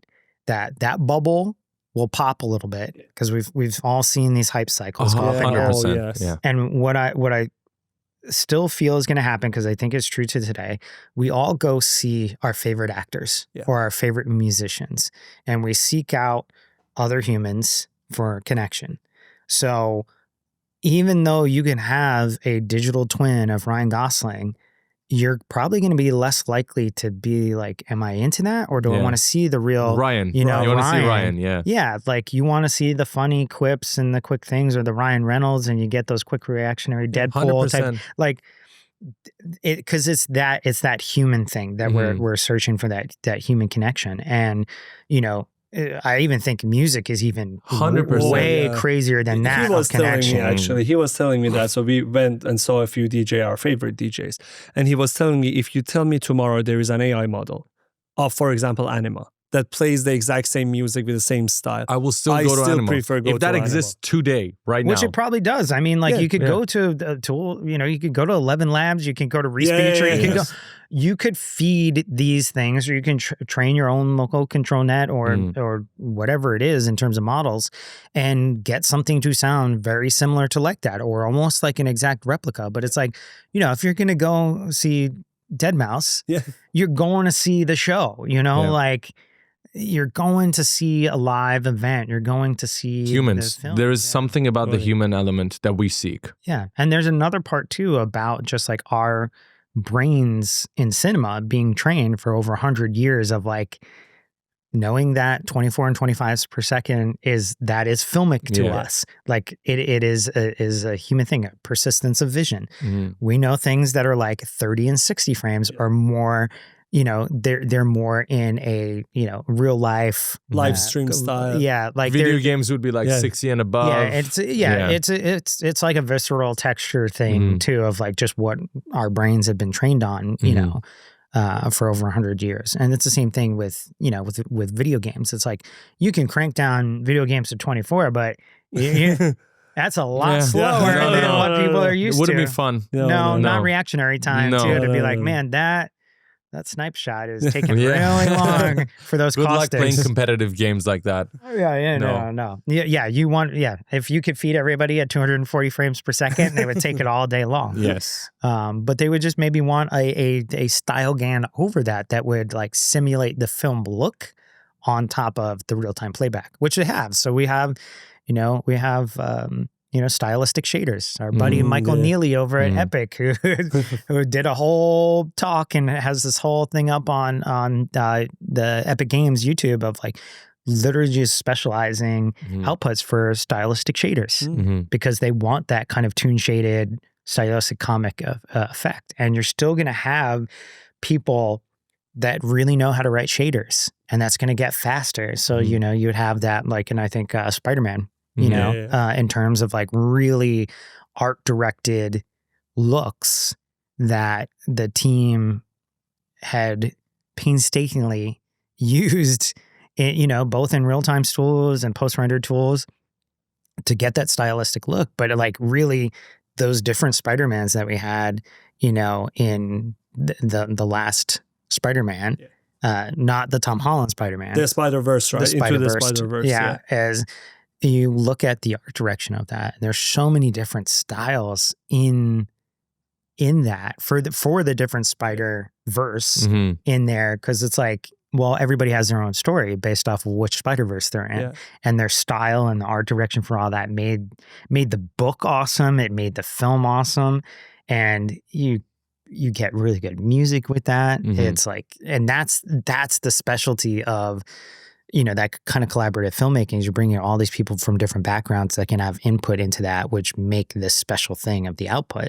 If it had just been generated, it would look very different. Story-wise, it'd be very different, and I'm sure the music would be different. That's very true. And it goes back again to the vision that we discussed, the vision of the director and the vision of the team behind it. Jim, I want to ask you, if you were to start your career today, knowing everything that you know now, what would you do? I mean, I would dive into this stuff. I don't think that me kind of always being like driven towards art and music and wanting to create no matter what it was, is like I've always just circled around to that. So if I started today, as daunting as things look in terms of like there's so much out there between, where do you go? Do you go to Unreal Engine? Do you go to Houdini? Do you go to Blender? Do you go to Maya? Do you go all heavy, just generative? Because there's some people that are starting today. Of course. And they're learning that the basis is like, it's Blender, it's Unreal Engine, it's ChatGPT, it's, any of these generative platforms out there. Is like, first off, you're going to start with like, learn about storytelling. Like without that core base of like story structure or shot composition or, how to do it. I'm not saying like learn the box to stay in the box. You're supposed to break out of the box and try different things, break the rules. But like you still need to engage people into this. So like the technology is a formality. It's a means to an end, for all of this stuff. It doesn't matter if you like, you never touched Unreal Engine or you never touched, a RE235, film camera. Like going out there and creating, going out there and diving into these different tools, because you guys get it too, is like asking where do we start? And it's like, well, if you're going to pick one thing, pick Unreal Engine, pick Blender, see what these tools can do, because they're all progressing. And start off small, like, take a course, watch a YouTube video, look on Instagram, check out hashtags, whatever it is, you'll find something to be like, hey, I like this. Go recreate that thing that you like. Learn how to do it 5 different ways.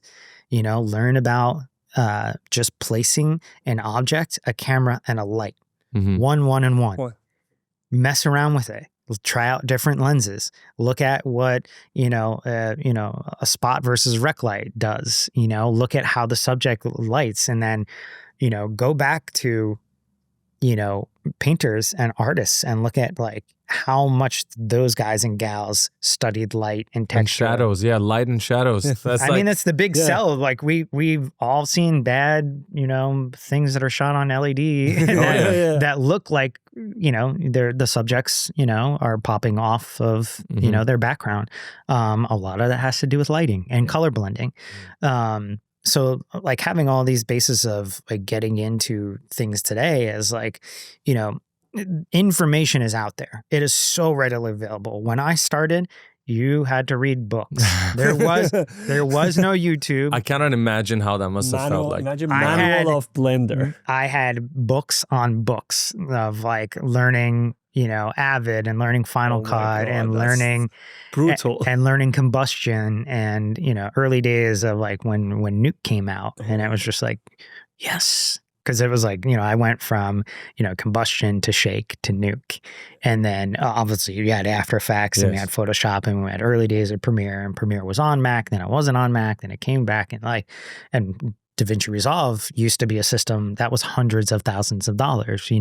Flame and smoke systems were millions of dollars, especially if you were outfitting a whole thing with storage and, it was all this proprietary stuff. Now, like we say, we've got, edit and CapCut and the Blackmagic tools and things like that run on our phones and our iPads.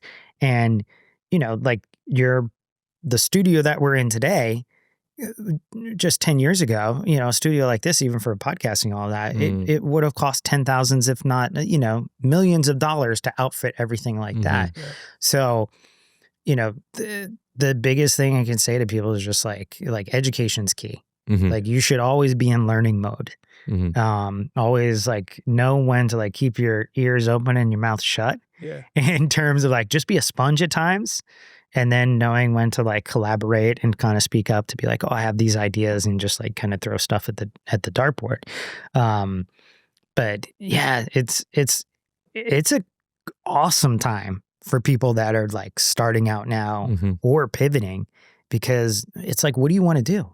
There's some way to beg, borrow, steal, or buy. I love that. These things out there to kind of like make a product, make a course If you want to develop a camera, you can develop a camera. You can learn about FPGAs and ASICs, and you can go buy Arduino boards and hook up machine learning, databases to whatever it is. Like, it's really, the sky's the limit into what it is that you want to do. And I know it's daunting and people are kind of like scared about we're in this big shift. Like, obviously there's a lot of things that have been going on in the industry in terms of like feature films and episodic and even AAA games. Like we've all seen these studios close down, a lot of shrinking, budgets have shrinked. But these are all things to just go, hey, you got to pivot. And like, if you don't work at a studio anymore, make a studio. Even if it's just you. That. Absolutely. No, that's so true. And the thing is, I watched Gareth Edwards talk about this. I saw Christopher Nolan talk about this. They just say, just go and fucking shoot something. Just grab a camera. Ridley Scott and his brother started off making short films. Christopher Nolan, Gareth Edwards. And I remember early days with Gareth on like FX Guide and FX PhD. There's some other people that were on like some of the old communities back in the day where you're just like, look at where they went. Obviously, you got to have the drive. You got to have the passion. Like, people who succeed in kind of any industry, something is driving them.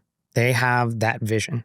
And there's going to be ups and downs. Like, I've had tons. Like, I've had projects that we finished, never seen the light of day. Oh, shit. Oh, that must have been painful. And it's painful for, you have all of these people that spend time away from their family, their lives, all of this to like, come together to make films, we hear this all the time recently with game studios shutting down. Yeah. And people games take even longer than films. They put 2-3 years into the project, and if they never see the light of day, that's 2-3 years of your life gone. You got paid, but then no, but you care about the work. You want to see the fulfillment of people seeing your work. Yeah, and the enjoyment to be like, not only that, but, like, it's fun that I still get to show, my family, my kids, my wife, like, take them to the theater to see. This is what I worked on. It's like, hey, if dad's gone for 3 months, like, this is why. My kids could be like, yeah, Dad, this better be a good film if you spent this much time away. But, and there is the sacrifice. It's like, you are giving up stuff, whether you're individual or, your family, or there's always this give and take too. And it's you're sacrificing things for that passion to be like, I want to be a filmmaker, or I want to be, I want to make my own game. Like we go back to this thing too of like, today, there's no excuses. Like, there's literally, you brought it up earlier of the like, hey, I don't have access to this. Like, somebody may not have a laptop. They may not have an iPhone that can run, any of the tools that we're talking about of interfacing with like MetaHuman Animator and all of this stuff. But like, there's a means. Do you know someone that has an iPhone or a gaming laptop or something like that? Or you can hustle your way to get one. I mean, that's what I did as well. I wanted some monitors, extra monitors for my streaming. I sold my assignments and essays to my other students, and they wanted it because I figured it out. Yeah, you figure it out. You figure it out. You can go work at a coffee shop for 3 months and save enough money to buy a secondhand phone that can run whatever we're talking about. There are ways just to get your foot in the door. And once you have the hardware, Unreal Engine is free, Blender is free, and you can pretty much do anything that all the big studios do alone with Unreal Engine and with Blender. Yeah, it's just going to be, obviously there's a different in terms of like outputs and all of that, but like we've talked about a few guys and gals who are putting out amazing work as individuals. Like, they don't have a studio, they don't even have, anyone else helping them. They're teaching themselves this, they're failing. Because, you talk to half our friends that are doing stuff in these different tools, and they're just like asking the same questions. And we got caught up of like, wait, how do you do this in Blueprints, or how do you do this in Chaos or Niagara or whatever it is? And you have to be persistent at all of this stuff. And if you have a vision to like make a film or make a cinematic, or all you do is like short experiments, like I say, if you want to make a film, great. But in the meantime, just do little shorts. Yes. Just be really quick. Like, learn how to get in and out of a tool really quick and do one thing. Like at the end of a week or at the end of the day, like give yourself a goal to just go, I'm going to learn how to write an editor utility widget that makes my outputs through MRQ faster, or, you know, or graph, you know, it's like, or learn that thing. Like, I'm going to learn how to do a donut in Blender today. I actually love that, because if you give yourself a deadline and a goal, it's very easy to follow. When you make it open, when you don't have a deadline, or when you just say, oh, I want to learn Unreal, but what do you want to learn? There are so many things you learn. That's where it's daunting. Yeah, and you that's get where it turned gets off, hard. Yeah. and you don't complete. You that never thing. start. You need to give yourself a specific task at a specific time, and make sure the timeline is tight. Because if you give yourself a lot of time, then you say, oh, I can do it tomorrow, I can do it the day after. Give yourself a tight You'll timeline. never do it. Yeah, You won't do it. No. a specific task and do it. And then you can do so many mini projects. And at the end of the year, you will say, I've done 6 mini projects, 7 mini projects. Now I can combine all of these skills together and make something big. And now you're experienced. And one thing, if you have the vision for the film that you want to shoot, the short, the game, the commercial, whatever, go and do that. If you don't have a vision, you did mention this, a remake is always the best answer. thing. You just, whatever you love, whichever director you love, whichever producer, whichever game dev, follow their lead, remake whatever they made, maybe in a smaller portion so it's not too much for an individual. Because when you remake something, first of all, you don't have to think of a vision. You're following in someone's footstep. And more often than not, it's a master that you're following, which means you'll train your eye to follow the same compositions, the same lighting techniques. So when you do end up with a vision, now you'll be hopefully as good as them, or maybe at least close to them, which means your end product is going to look really good. And you also help peel back the understanding in your research of like, oh, how did they do that? Like, you know, reverse engineer. Yeah. And that's a big thing is like, I do it for fellow cinematographers is like, I'll look at a Greg Fraser Dune frame and I'll go, how quick can I build that in Unreal Engine? I'll take that one frame, or if it's a sequence, to look at like testing out new animation tools or whatever it is. And I'll go and I'll start backwards into that. And I'll be like, well, okay, I know Greg did a podcast on this, you know, with Epic, or he did one with American Cinematographer. And then there's his lighting plot. Oh, well, I've got his lighting plot from him and his gaffer. I know where his point sources are. Did he use natural light? Did he fill it with a bunch of like, you know, Vortex 8s, or did he use a wall of 50 Vortex 8s? Like, can I simulate that in the engine? And it's like, well, I know what the lux values are of that particular light. I know how much intensity that's going to be. Got to figure out the math on the Unreal Engine side, because our good friends at Epic are working on it, but photometrics of 1-to-1 are not in a lot of these tools yet. So you have to figure out like where the sweet spot is for some of these tools of simulating lighting that is built one way for physical production and different for virtual production, or for just the way a particular renderer will work. So, you know, obviously if you're working with a post-deferred renderer versus real-time rendering, we talk about this with real-time ray tracing, with path tracing and Lumen in Unreal Engine. And you go, well, that does a funny thing. Like lights in the real world don't do that. So you kind of understand where you can push and pull things in there. And it's really good to use this example of taking a famous painting, a film, a commercial, and then rebuilding that. Because now you're understanding like, hey, you like that for a reason. Yes. Like it's in some way that thing is speaking to you. And to recreate that is a good way to understand it. But and my longtime good buddy, Andrew Kramer. Oh, yeah. Brought this up way long ago of like, I talked to him, I was like, man, I see your stuff everywhere. They rip it off. I saw it all over Vegas. And he's like, dude, I don't care. He's like, if his goal of that stuff, and there's been a lot of friends that have done, you know, training in that way. We talked about like my other buddy, Ron Rabinowitz and Winbush and like all like you guys and everybody. And taking that example, there's nothing wrong with it. It's like, it's done all the time. But like then what you're supposed to do with that is take those learnings and then make it your own. Yes, absolutely. That's the big thing is like, I don't want to be Greg Fraser, you know, and that's no knock to Greg. He's an amazing person and amazing talent. but I want to take what I like that he does and learn from that And mix it with what you already know. with that, and it's like then I should be elevating that. Yes. Like I should be like a challenge, because it's like the same thing for, Roger Deakins. It's for Greg Fraser. It's your Rachel Morrisons. It's your, pick your flavor. It's whoever your favorite director or artist or musician or whatever it is, or your favorite TikToker. Yes. Yeah. Like Whoever. Yeah, even the content, even the content. If from our program, a lot of people recreated the cinematic that we made and the title sequence. And some of the students went above and beyond, created something that we didn't even think about. Some of them look better than ours. Yeah, the camera work is crazy. They followed the step. They are creative on their own, and they took it to another level. And it's great to see it, and we love to see it, because now we know that not only they learned, they took it to another level. And I think they would be successful in whatever they do. And that's the biggest compliment to you guys. Yes, is exactly.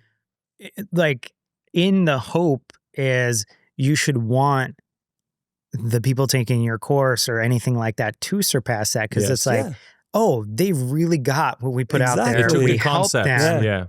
And you should, if you're a good person, you want to see those people succeed and do even better, because it's like, then the bar gets raised, and then you get inspired, and then you're like, okay, well, maybe It's competitive. and being a little, and there's nothing wrong with a little bit of competitive between friends. No, I think that's where progress comes in. That's why you are applauding for each other to make better work. I'll see like you make something better than me. Oh, I'm gonna make something better. Both of the work is elevated now, and it feels amazing for everybody. I'm curious, now that we've been talking about Unreal Engine, of course we know when it comes to LED volumes, people use Unreal Engines. How else are you using Unreal Engine in the industry? Let's say previs and other things. That was probably one of the first things that I saw, really like that breadcrumb, out there from using Unreal Engine, was getting ideas out really quick in a real-time engine. Is just, you can try things. I don't like the light there. I don't like the camera. I want to put 30 cameras in there. What do? I want to build a camera array virtually. It's great to audition things out. You want to try out different lenses. You want to try out different shaders, different looks, different like a noise pattern or grain. You want to simulate film. You want to simulate how something would be on a motion base with a car or a plane buck, or you want to bring in things for tech viz by using Polycam, Scaniverse, or reality capture tools, and bring that into Engine via, OBJ, FBX, USD, GLTF. Like, you've got so much of it there. And I think that's to people that have gotten into Unreal Engine and real-time tools are just seeing like how quick you can be with things and how quick you can collaborate. Because it's like, if you go into, a multi-user session and somebody's in like a Vision Pro or a Meta Quest, if you really want to envelop somebody into the world, you can put them still in a virtual reality HMD and let them step into it. And you do have in Unreal Engine, you have the updated mixed reality tools for collaboration of like world building. So if you have a virtual art department, you could do it over Zoom. You could do it in a virtual reality environment, and you can have people, operating camera while somebody's moving, city scenes around city blocks, different assets in there. So really trying out ideas.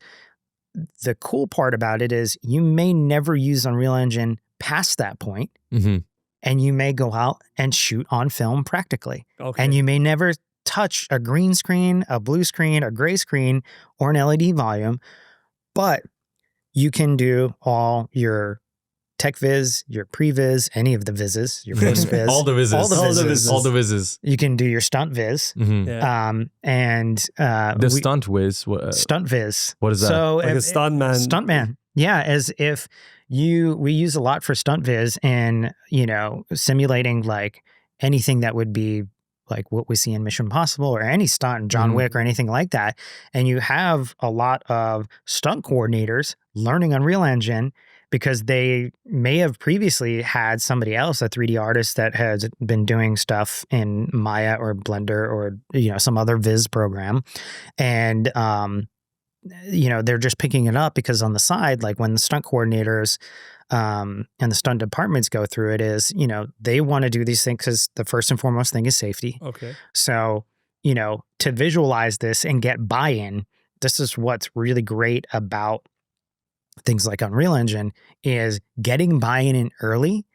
You can save time and money and safety of people getting hurt to look at that. So you're looking at camera angles. You're looking at, from a safety perspective, like if you go do a site scan with LiDAR of the set and you know that this wall is here, well, you better not put the person next to the wall if the car is about to smash into it. Mm-hmm. So you can look at a lot of this stuff early on Mm-hmm. with all the vises, as we talked about.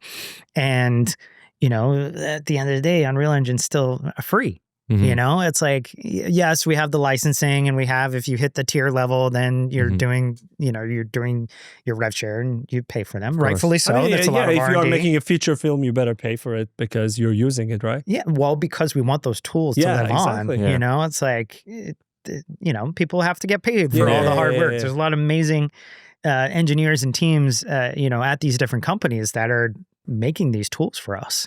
And I'm more than happy to be like, hey, if this tool solves this problem for me and it lets me get in and out really quick, hell yeah, I'm paying for it. Within reason. Yeah. It's like,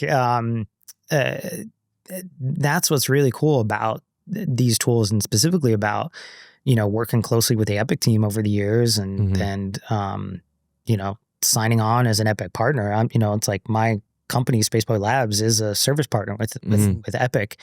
I've talked at a bunch of Unreal Fests, and I do it because I get excited about what freedoms it gives me as a filmmaker, as a director of photography, and a visual effects supervisor. A lot of my day-to-day job is solving problems. Like it's either solving problems for me or the other directors and DPs and vendors that I work with. And at the end of the day, there's still a lot of people that don't know these tools exist out there. So there's still a lot of discovery to just be like, there's a lot of education to be done. Yeah, that's the biggest thing is like a lot of, my day-to-day too is educating people on what's out there. It's like, hey, this is coming down the pipe, be ready for it. But then here's what's practical and what's here today.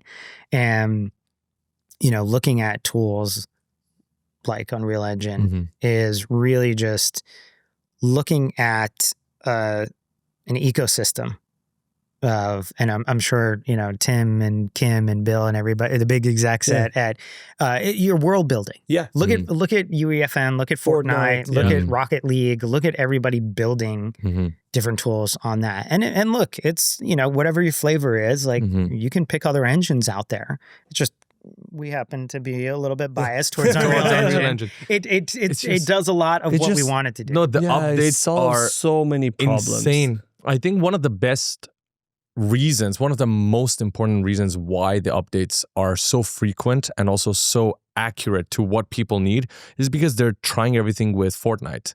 And if they can make Fortnite better, all of those updates are sort of coming out to us, the artists, who may not be working on Fortnite, but we get all of the juicy updates. For instance, one of the things that I'm super pumped about is the new nanite foliage, which means we get to have trees without having planes representing the leaves. It's actually trees. Early days of doing foliage, of having to, create in Speed Tree and model things in Maya and then bring them in and then optimize them to make them performant. Foliage and weather systems have always been a work in progress and a heavy load on your scenes within real-time tools. Yeah. So you're always trying to figure out, maybe that stuff will be cards in the background, or we'll bake that out and then we'll keep this. But I had a conversation recently about this, about when do you choose to bake something versus leave it dynamic? Why would you want something dynamic versus static or anything like that? And when you're working with other creatives, especially in whether it's games or whether it's feature films or episodic or at any level, is telling a director no, they don't want to hear that. They want to go how are you solving this problem for me? Like if you're suggesting these tools, they get frustrated to be like, I just got this creative vision, I want to get it out, and is the tool the limiting factor? Like, what's the limiting factor here? And sometimes it is the tools, Yes. because that's where we are at technology today. So, looking just 5 years ago of what you could do in terms of having a dynamically lit scene that you can change weather systems and time of day and trigger animations and things like that, it was really hard. Like when we did Pinocchio, years ago, it's crazy to say years ago now, but like a lot of the stuff that that I was working on with the teams that I had and with Kevin Bailey and Bob Zemeckis and the teams that we had there, like it was a heavy lift from everybody. And we were breaking new ground of like trying out new things that worked and didn't work, but we learned the whole time, of trying new things out and seeing if it worked. And at that time, we were the first feature film to step into, going from like 4:25 to 4:26 and then to 4:27, especially because we moved into the new engine version and working closely with Epic, because we're doing a lot of image-based lighting of like having big LED, not volumes, but LEDs on truss and set up there because of the interactive lighting aspect of it, which at that time, image-based lighting isn't new, but the approach of being able to, run DMX and ArtNet into real time of getting lighting, even though we had gigantic sets and blue screens at that time, there's just different aspects of it, but that's all virtual production. Even though we didn't have an LED volume Mandalorian-esque right behind there for backgrounds, you can use the true LED volume from in-camera visual effects of like what you're shooting through camera to get for the backgrounds, foregrounds, and all of that versus, image-based lighting of using, pixel mapped through LED or through other fixtures, whether it be, cream source or whether, sky panels or, pick your flavor of cinema lights that are out there that can be addressable from pixel mapping. And you have a lot of different tools that are all being driven by the engine. And the fact that people are like, oh, I didn't even know you could do that with Unreal Engine. You could, when you guys showed the stuff from Tomorrowland, it's like all that stuff talking about all the stuff that like, Joel Deadmau5 does through his shows and building packaged things for live experiences or building real-time interaction. And that's the cool thing about it. It's like, a DP or director or art director or even an actor is just like, hey, that thing on the volume or that thing on screen, it's like, I don't think it's right. It's all right, get rid of it. Easy. Like we just hide that, Yeah. or we get rid of it, or we try and audition something in. So we may do one take where that thing, we've got that thing showing up on a volume, or it's, or we're doing, live compositing like simulcam or something like that, and you can have an actor. They're coming to get us, by the way. They're coming for you, Jim. You guys keep talking about all this future tech. We're coming to get you. AI companies are here. Yeah. They're all listening. Yeah. If you guys didn't hear that, the police are coming. Yeah. Yes. They don't like what we're talking about. Yeah. We're giving the secrets away. But yeah, it's just really fast to iterate ideas. Yeah. And myself, as long as lots of people, especially lots of people that have been coming to SIGGRAPH for a long time, have been chasing real time for a very long time. And the progression of the promise of like, not waiting, multiple days or weeks to render out frames that then get edited into a sequence. The sequence gets edited into a reel, and then we have multiple reels which make up a film.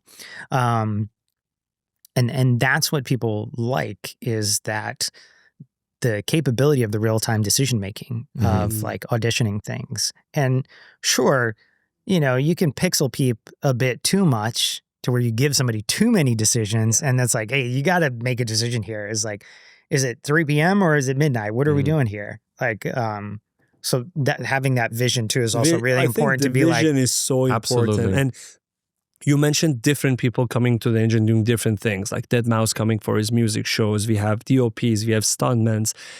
if you have the vision and you have the foundation, you go to the engine, you can get what you want. You experiment, you will fail sometimes, but you will get what you want out of the engine. But you're learning the whole time. Yes, you're learning. You have to be the whole learning. time. You have to be learning all the time. All the time. That's very true. Jim, is there anything exciting you're working on now that we should be looking forward to? There will be stuff. There's a couple things I can't talk Oh, about. come yet. on. Every single NDA time, man. again. Every single time we do this. Okay, we're going to talk to him about it off camera and then we'll put it in the captions. Oh, I can say, I mean, recent stuff that I have worked on within like the past year. Obviously, I got to work on a second film with Kevin Bailey and Don Burgess and Bob Zemeckis, which was the Tom Hanks, Robin Wright film here. Okay. Nice. Finished up a show, a feature film and a series with Amazon. One was with called You're Cordially Invited, which was like a rom-com, and more of a graphic novel that got turned into a series coming on Amazon called Criminal. Okay. Beautiful. So that was an awesome one. Had a really stellar is it out cast. yet or is it No, this year? TBD. This year? TBD. Not release date yet. Okay. But you So think this year or TBD, next year? TBD. TBD is NDA. Okay. TBD NDA. I don't even know the release date yet. Okay. But that was another fun one. We used a lot of virtual production on that and working with a lot of different teams who were new to both using Unreal Engine for previs and then obviously using virtual production techniques for doing things, because that's the other thing too we didn't talk about. But you don't have to just work on sci-fi for virtual production or Unreal for Engine. sure. Yeah, It doesn't always absolutely. have to be a guy in a shiny helmet. No. In the Star Wars universe, Yeah. it does really well for world building and fantastical, but it's like, I've used virtual production and real-time tools for everything from rom-coms to Drama. kids shows to drama, to, even documentaries. Like there's, and that's the thing. It's not just for like any one genre. It's not for just LED. It's not just for games or anything like that. So it's like, just like dispel the myths here, and go out there and experiment. And that's the biggest thing you're going to find out too, where these different tools and platforms and approaches to whatever it is that you're working on, you're going to find the sweet spot. And then, you're going to hone into that because everybody has their favorites. So that's the biggest thing is like getting out there, experimenting with this stuff. And I know we've talked a lot about Unreal Engine today. We're not biased. No, We're not biased biased, at all. but experiment. But it just happens to be a tool and a platform and an ecosystem. And also like just working with the team at Epic over the years. Like the first time I got to work with Unreal Engine was because I worked on a project with Epic. And, So shout you're out. not biased at all. No, but like I said, back to the breadcrumb thing of like looking at what's on the horizon for different things. And look, there is probably the Tim Sweeney out there maybe writing the next thing that is past real time, or there is that, developer, vibe coder, whatever that role is of the future. Vibe code. There's so many acronyms of like, it's like, even today I say, the prompt artist or the prompt engineer is already outdated because we're having conversational AI where you're not typing anything. You're just talking to that. So sorry, prompt engineers. But yeah, that biggest things, stay passionate, stay educated, get out there, come to these events, watch this podcast. Yes. Of course. Thank you. Big Please, thing. that's the most important Yes, part. exactly. That's not, if Jim has said anything that holds the most That would amount be of the weight intro. today, That would be the it's intro. this. Yeah, We're yeah. going to put this in the intro and then we're going to repeat it time and time again. Oh, this We're is gonna going to be loop it. this will be on the short. Yeah, this will be on the short. Watch a podcast by Jim. Sponsored by Jim. Sponsored by me. But I just wanted to say thank you. I'm so glad we got to do this in person finally. Not going to be the last one. We're going to do this again. And I know by the next time we do this, there's probably a whole lot of new technologies New that we have to updates, talk new about. workflows. I mean, we're at 5.6 now on Unreal Engine. Yes. We're not going to be too far off from 5.7. Yeah, No, yeah, definitely yeah. not. We don't know It's when this it's year. coming. We I don't think it's this know. year. I 6 think is it's coming this year. next year, right? No. 2 years. We're still far out. We're still Yeah, far yeah. out. Six- If we look at the engine drops, because they did scale back, and they, Epic did say that the core focus for them is to go to more concentrated drops throughout the year, updates throughout the year, just not on that, and core focusing on things of seeing like how much time they've put into animation. Because look, virtual production has matured a lot. You know, it isn't a lot of that tooling is in the engine, and you know the teams with like Ryan and Alejandro and Thomas and Rod and everybody on those teams is now they can go off and solve some other problems that we have to do with like retargeting and control rig and mocap manager and all that stuff. So it's like we could do a podcast alone on all the updates in 5.6. And that's a big thing is like, go out there because all the updates just started hitting for Unreal Fest Orlando. So when my talk comes out, you should all watch it. Do it.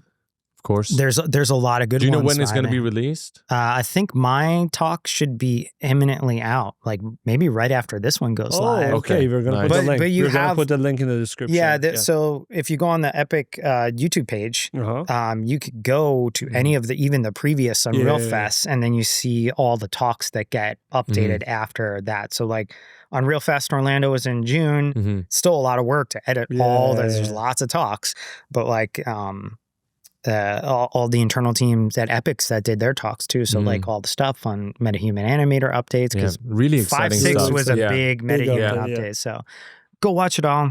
I mean, it'll keep you busy for a while. Yes, there's a lot that you can watch. And it's always helpful to watch them because you get to know about the updates before they're released. Prepare yourself. If you've got any projects going on. Sneak peeks. Of course. But like I said, it's been a pleasure talking to you once again. I hope you have a great time at SIGGRAPH. We're going to be catching up time and time again during the next we're few all days. Sneaking away to the Epic parties. Yes, you're going to go there now. Yes. But thank you so much. I think it was a lot of value, especially people who are starting out, especially for people who are a bit lost, especially with all the technology advancement that we have today.